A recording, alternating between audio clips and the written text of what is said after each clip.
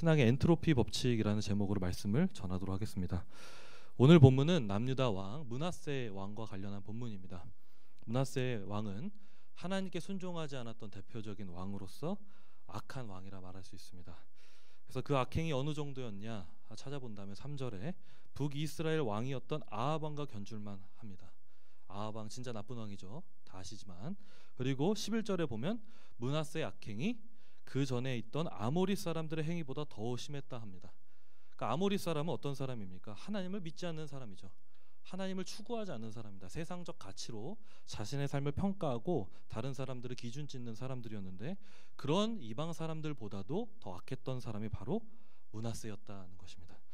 그래서 당시 약 400년 정도에 걸친 이스라엘의 성전 시대에서 가장 나쁜 사람이 가장 나쁜 왕이 누구냐고 다섯 손가락을 꼽으라고 한다면 이 므낫세 왕이 과연 들 수 있는 그런 사람이라 말할 수 있습니다. 그리고 그런 므낫세 악행들이 오늘 본문 2절부터 9절까지 6가지 정도로 압축해서 기록하고 있고 또 우리에게 여러 가지로 교훈한다고 볼 수 있는데 무슨 내용인지 전체적으로 한번 살펴보고 나서 한 가지로 말씀을 나누도록 하도록 하겠습니다. 그런 므낫세 악행이 무엇이냐? 첫째는 3절입니다.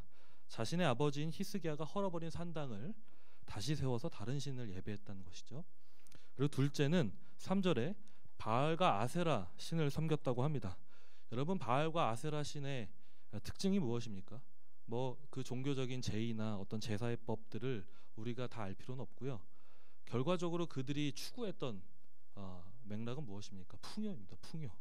아세라와 바알은 풍요를 가져다 주는 신이라 할 수 있는데 오늘날 여전히 많은 사람들은 풍요를 위해 살아간다고 볼 수 있을 것 같습니다.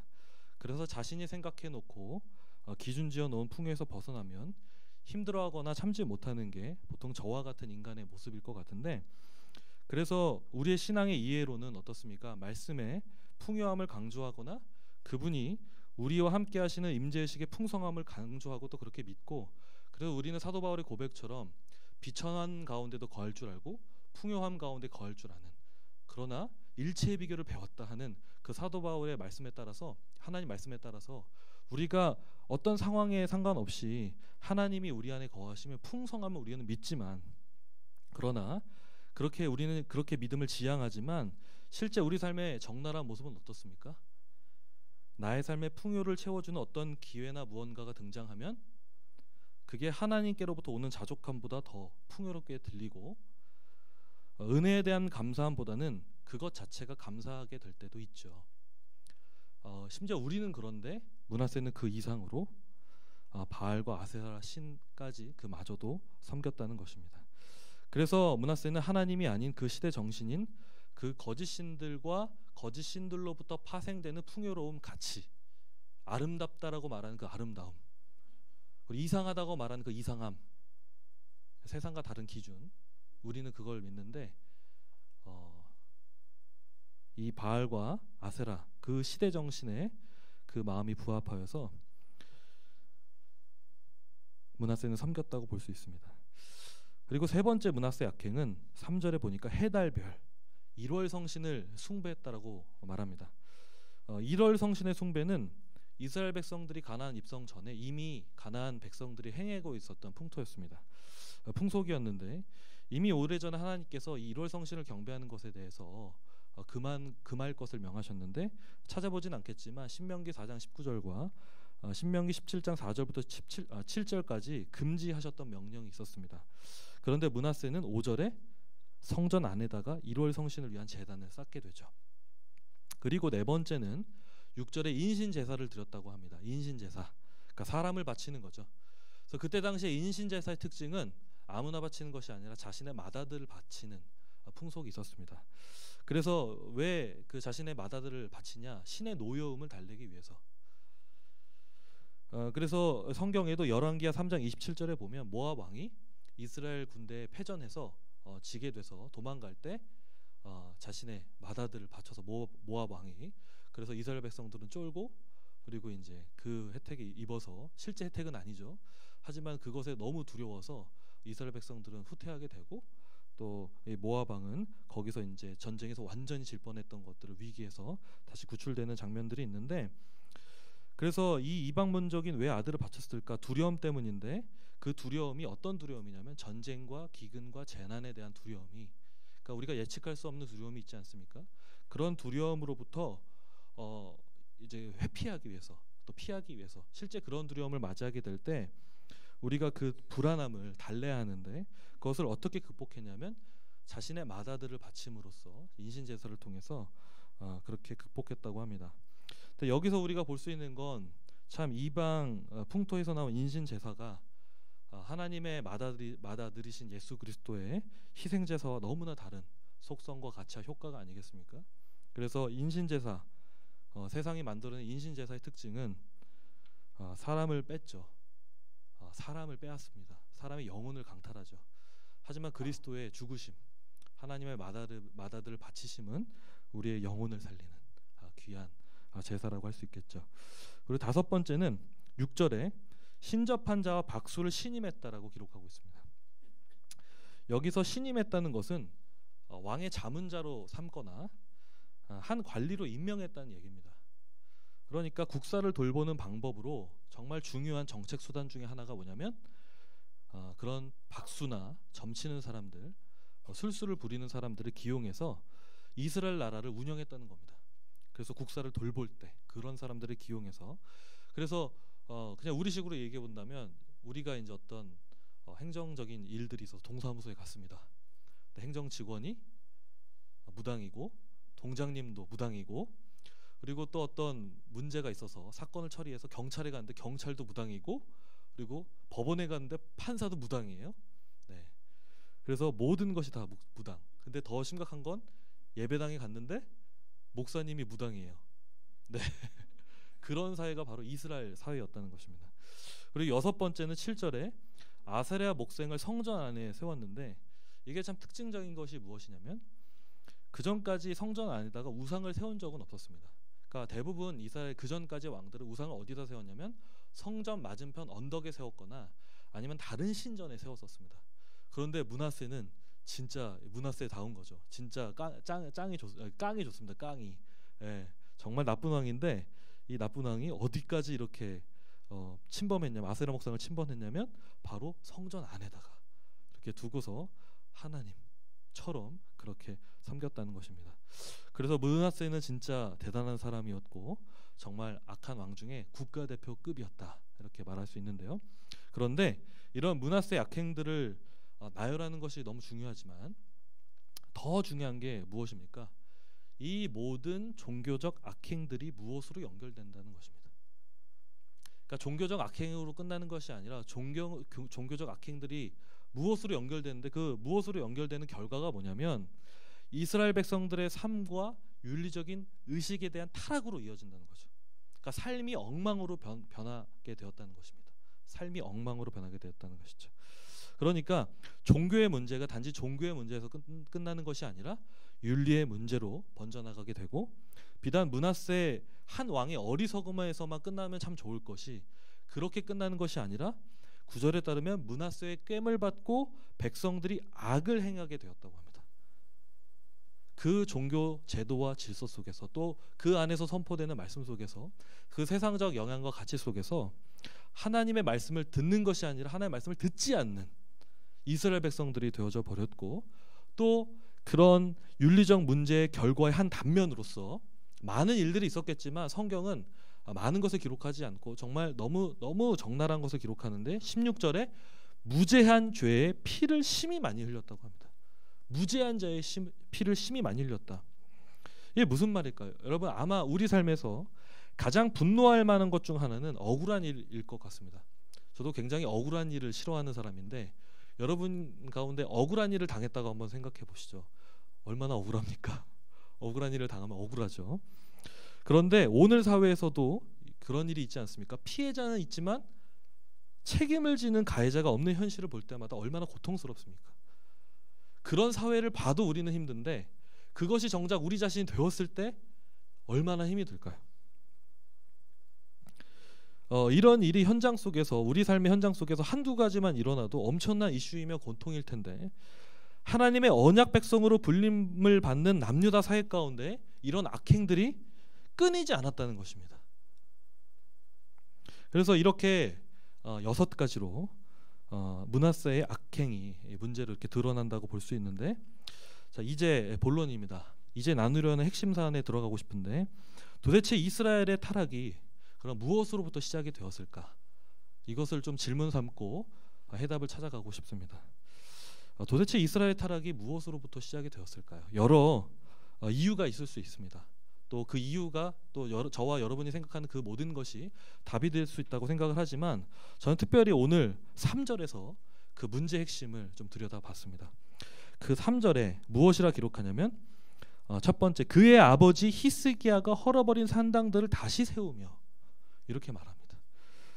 그러니까 헐어버린 산당들을 다시 세우고 다른 신을 예배했다는 것인데, 즉 히스기야 아버지가 바른 믿음과 정신 속에서 세운 바른 질서와 생활들을 그 아들인 므낫세는 어떻게 해버리는 겁니까? 무너뜨리고, 너무나 쉽게 무너뜨리고, 그리고 자기의 것으로 다시 세우고 있다는 것입니다. 자기의 정신과 자기의 가치로. 저는 이 사건을 보면서 곧장 머릿속에 떠오른 생각이 무엇이었냐면, 뭐든지 세우기는 어렵지만 무너뜨리는 것은 굉장히 쉽구나 라는 것을 한번 새삼스럽게 깨닫게 됐습니다. 그리고 그 예로 바로 어제 일이었는데, 어제 저녁에 빨래를 하고 또 다 마른 빨래를 개고 있었습니다. 빨래를 개는 남편, 좋은 남편. 그런데 그런데 몬스터 하나가 등장해서 개고 있는 빨래를 어지럽히는 겁니다. 그 몬스터는 누굽니까? 바로 그 범인은 제 아들입니다. 건율이. 그래서 이 아이는, 이 자식은 이제 재밌게 노는 거였겠지만, 제 입장에서는 빨래를 개는데 개도 이걸 자꾸만 이렇게 흐트러 놓는 거예요. 그리고 다시 주고, 개서 주는 게 아니라 흐트러서 주고. 저도 귀엽습니다. 그런데 뿐만 아닙니다. 아내가 아침에 말끔하게 청소를 해놔도 저녁이 되면 사물의 위치가 바뀌어 있습니다. 그래서 제 속옷이 안방에 있는 게 아니고 저기 다른 방에 가 있고, 그렇게 되는데, 아마 이제 저는 이제 지금 경험하고 있는데 우리 여러분들은 더 이제 이미 먼저 그 모든 계급장들을 떼셨을 줄 저는 믿지만, 근데 어쨌든 그 어지러워진 모습을 보면서 오늘 본문을 연관짓고 생각하게 됐던 것이, 그렇게 어지럽혀 놓은 것을 정리하는 것은 참 시간이 걸리는구나. 이게 참 오래 걸리더라고요, 청소하는 게. 그런데 해집는 것은 순식간인 것을 보면서 우리의 영적인 생활도 그렇지 않은가 싶습니다. 실제로 많은 신앙의 선배들께서 하시는 말씀이 뭐냐면, 세우는 것은 어렵지만 무너지는 것은 한순간인 것 같다, 이렇게 말씀들을 하고 계세요. 실제로 오늘 본문의 바로 이전 배경인 히스기야 시대에 어떤 일이 있었습니까? 종교개혁이 일어났었습니다. 종교개혁이 일어나면 그냥 일어납니까? 그러지 않습니다.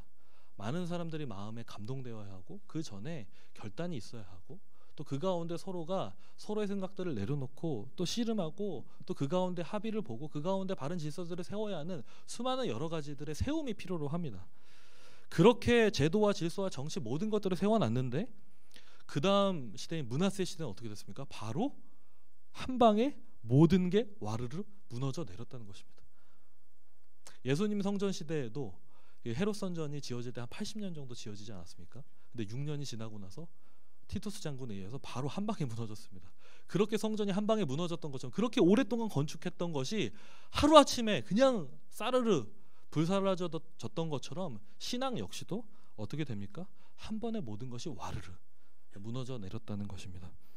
그래서 말씀을 가르치고 배웠던 그런 분위기와 제도와 규칙, 모든 삶이 무너지게 되었고, 없애버렸던 산당들이 다시 세워짐을 통해서 이상한 가치들이 이제 투입이 되기 시작했고, 하나님께 드리는 예배를 회복하려고 힘썼던 것에서 어떻게든 해보자, 뭐 예배 10분 빨리 나와보자, 뭐 이런 것부터 시작해서 우리가 어떻게든 해보려 했던 그 모든 노력에서 이제는 다른 우상을 예배하는 것을 대체하게 되었고요.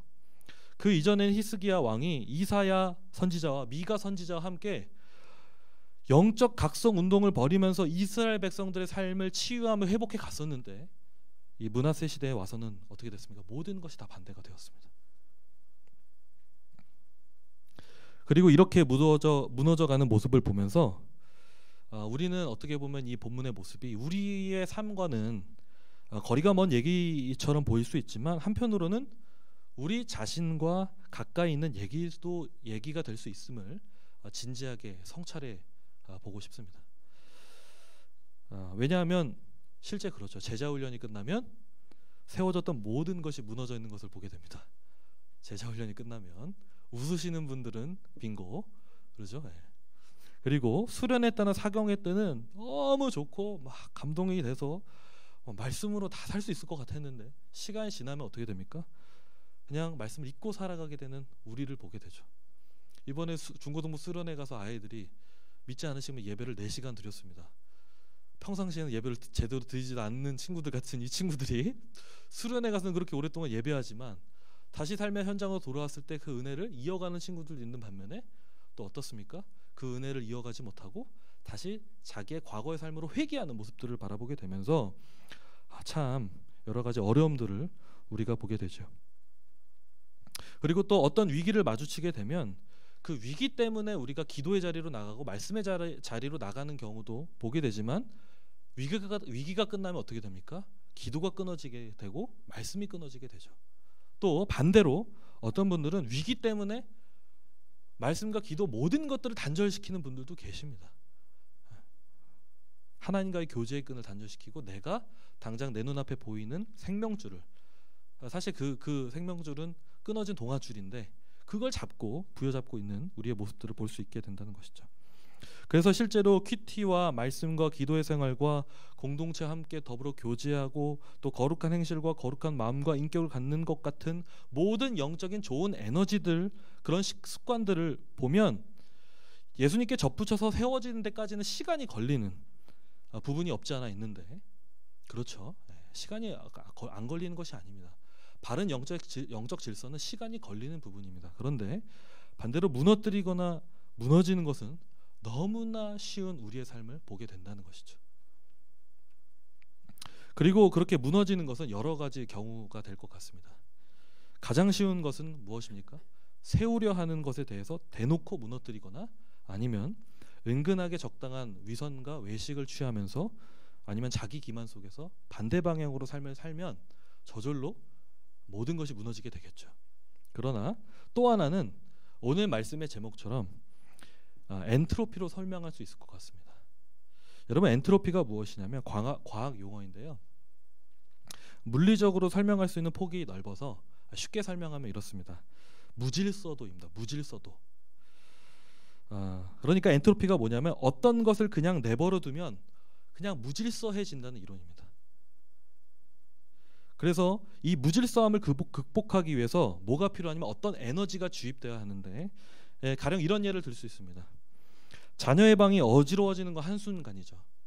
그런데 거기에 부모님의 잔소리나 자녀를 양육하는 어떤 에너지가 들어가게 되면 자녀 스스로 치우든지 간에 혹은 부모님이 직접 치우든지 간에 에너지가 들어가게 되면 자녀의 방이 깨끗해집니다. 그러니까 무질서도가 극복이 되는 것이죠. 또 어떤 생물이 있는데 그 생물이 살아가기 위해서는 먹어야 합니다. 양분이 공급돼야 합니다. 그런데 아무것도 하지 않으면 어떻게 됩니까? 그 어떤 에너지조차 공급되지 않으면 엔트로피로 말하면 무질서해져서 그 생명이 죽게 되는 것이고요. 또 의학용어로 말하면, 말이 의학용이지만 영양실조에 걸리게 되는 겁니다. 영양실조. 그래서 죽게 되는 것이죠. 그런데 성도의 삶에 있어서도 마찬가지가 아닐까 생각합니다. 아무것도 하지 않으면 무엇이 되냐면 무질서해지는 겁니다. 아무것도 하지 않으면 그냥 우리가 하나님의 말씀에 일부러 거부해서 그렇게 삶이 나빠지고 더 이상하게 되고 꼬여지는 경우도 있지만 그냥 가만히 내버려둬도 무엇이 되느냐? 바로 무질서해져서 우리의 생명을 잃어버리게 된다는 것입니다. 영양실조에 걸리게 된다는 것이죠. 물론 어떨 때는 가만히 있는 것이 하나님의 일을 보게 될 때이기도 하지만 그렇게 가만히 있는 것조차도 무엇이 필요합니까? 하나님의 말씀의 공급이 있지 않고서는 가만히 있을 수 없죠. 그러니까 성도의 삶이 무질서함으로 팽창하게 되는 이유가 뭐냐? 그냥 가만히 있으면 그렇게 된다는 겁니다. 가만히 있으면, 아무것도 하지 않으면. 그리고 여기에 그 근거로 한 말씀을 인용하고 싶은데 한번 말씀을 한번 보여주겠습니까? 같이 한번 읽겠습니다. 예수님께서 하신 말씀인데요. 같이 읽겠습니다. 시작. 나는 포도나무요 너희는 가지라. 그가 내 안에 내가 그 안에 거하면 사람이 열매를 많이 맺나니 나를 떠나서는 너희가 아무것도 할 수 없느니라. 아멘. 예수님께서 우리에게 이렇게 말씀하셨습니다. 가진 우리가 포도나무이신 예수님께 접붙이지 않고 그분으로부터 양분을 공급받지 않으면 뭐라고 말씀합니까? 열매를 맺을 수 없을 뿐더러 아무것도 할 수 없다라고 말합니다. 그런데 이 말씀을 좀 더 좀 더 주의 깊게 보면은 이 말씀으로부터 오는 당혹감이 있습니다. 무슨 당혹감이냐면 예수님 없어도 사라진다는 겁니다. 우리 삶이 예수님이 없어도 살아봤다는 것입니다. 그 사라져 왔고 살 수 있다라고 생각이 된다는 것입니다. 그러나 정말 진리가 맞다면, 예수님이 정말 하나님이시고 그분의 말씀이 생명과 같다면 이 말씀이 더 옳은 것이죠. 그렇다면 이 말씀이 정말 맞다면 우리 인정할 수밖에 없을 것입니다. 무엇을 인정할 수밖에 없습니까? 그분을 떠나서는, 그분의 말씀을 떠나서는 우리는 한순간도 아무것도 할 수 없음을 우리는 고백할 수밖에 없을 것입니다. 그렇다면 여러분, 우리의 신앙의 무너짐과 이 무질서함을 극복하기 위해서 어떻게 해야 될까요? 너무 간단합니다. 너무 간단합니다. 그냥 우리의 삶의 자리를 말씀의 자리로 옮기기만 하면 됩니다. 결국엔 설교의 목적이 무엇이겠습니까? 오늘 그런 기도를 했습니다. 제가 설교를 잘해서 많은 성도님들이 감동을 받게 해 주시옵소서, 이게 아니고, 그래, 오늘 설교를 해서 우리 성도님들이 말씀 가운데 가까이 나아갈 수 있다면 그 말씀은 성공한 것이다. 무슨 말을 들어도 결론은 내가 자신이 하나님 말씀 앞으로 가는 것이 되면 그거 성공한 말씀입니다. 근데 아무리 말씀을 듣고 내 마음이 너무 좋아, 목사님 너무 훌륭해, 그 교회 다니고 싶어, 이래도 우리가 말씀 가운데 나아가지 않는다면 그것은 하나님의 말씀이 원하지 않는 방향일 것입니다. 사람을 또 한번 의지하게 되는 것이죠. 그래서 우리가 이런 신앙의 무너짐을 회복하기 위해서 해야 될 일이 무엇이냐면 말씀 가운데 가까이 나아간다는 것입니다. 말씀 가운데 풍성함을 얻으려고 노력을 해야 한다는 것입니다. 말씀을 체험해야 됩니다. 근데 말씀 앞에 어떻게 서야 합니까? 하나님 앞에 선다는 마음으로. 그냥 내가 말씀을 내가 해석해서 그래, 내가 오늘 이거 깨달았네, 이렇게 넘어가는 것이 아니라 하나님의 임재의식 안에서 이 말씀이 오늘 나에게 주시는 말씀이라 생각하면서 그 말씀을 읽어가고 그 안에서 하나님과 인격적인 교제를 하면서 내 삶에 어떻게 그 말씀을 뿌리내릴 수 있을까, 성령이 주시는 음성에 따라 우리가 기도하며 나아가야 한다는 것입니다. 그런데 오해가 있는 것 같습니다. 말씀을 읽을 때 어떤 오해가 있습니까? 말씀은 우리를 힘들게 해. 말씀 읽는 거 너무 어려워. 드라마 보는 거 너무 쉽고, 취미생활 하는 거 너무 쉽고, 밥 먹는 거 너무 쉽고, 너무 쉬운데 말씀 읽는 건 참 어렵네요. 그러지 않습니다, 여러분. 물론 어렵지만, 물론 어려울 수 있지만, 그러나 우리가 시간이 없어서 말씀을 못 읽고 기도 못하는 것이 아니라 더 바쁘기 때문에 말씀 가운데 나아가야 합니다. 더 바쁘니까 기도 가운데 나아가야 한다는 것입니다. 이게 사실 진리 아닙니까? 진리죠, 진리. 이걸 몰라서 우리가 못하는 것이 아니라 안 해서 못하고, 깨달아지지 않았다고 해서 못하고, 주님께 삐져서 못하고, 이것저것 핑계가 많아서 못하는데 사실은 간단합니다.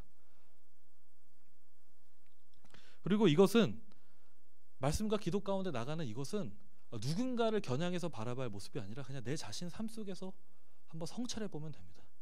나는 얼마나 해왔는가. 아니, 그냥 오늘 하루라도 당장 바로 시행할 수 있다면 그것이 하나님께서 기뻐하시는 일이 아니겠습니까? 그래서 덧붙인 성경책이 있다면, 또 밀어놨던 성경 본문이 있다면 다시 한 번 더 꺼내서 읽으시기를 바랍니다. 읽어야지 했던 그 성경을 꺼내내셔서 묵상하시고, 그래서 이제 다락방도 끝났잖아요, 그렇죠? 다락방도 끝났으니까 이제 제자훈련 결단하시고, 그렇죠? 목사님들 전화하시면서 제자훈련 하셔야죠, 그죠? 계속 전화할 겁니다, 아무래도. 그래서 이제 끝까지 이렇게 하지 마시고 빨리, 그래서 빨리 하는 게 좋잖아요, 그렇죠?